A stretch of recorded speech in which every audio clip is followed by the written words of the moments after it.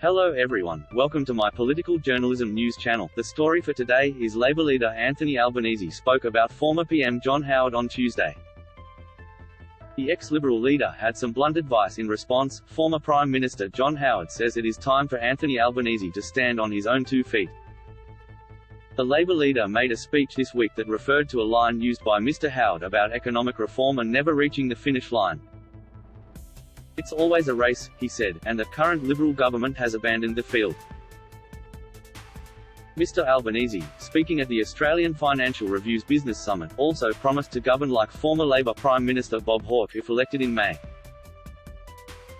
But speaking with the Australian newspaper, Mr. Howard had some reflections on Mr. Albanese's speech. "I think it's much more important that you tell people what you intend to do rather than cite other leaders," he said. "As much as I admired him, I didn't seek to campaign by comparing myself with Sir Robert Menzies. You need to tell people what you stand for, not what others have done." Mr. Howard went further, accusing the Labour leader of having nothing to stand for. Mr. Albanese knows that he doesn't stand for anything substantial and he seeks security in identifying with others, he told The Australian. In invoking the names of others, he is seeking to validate his claims and his identity.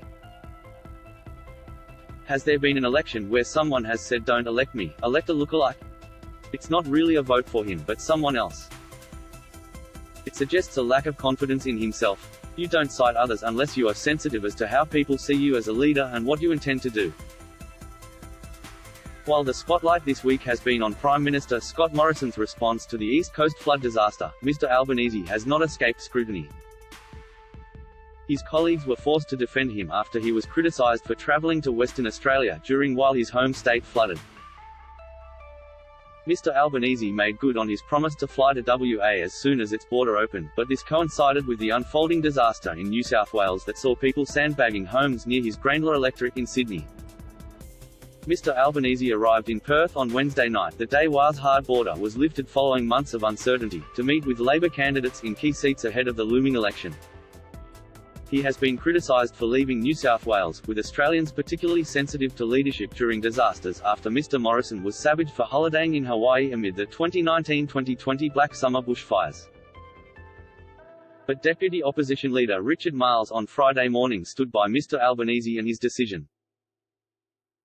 "I think he was keen to be in WA on the day WA opened to the country and came back together in a sense as a nation," Mr. Marles told Today. "I think it is a completely reasonable decision on the part of Anthony to do that." That is all for Today News. Thank you for watching to my channel. Please be sure to leave your comment and subscribe below for more news update.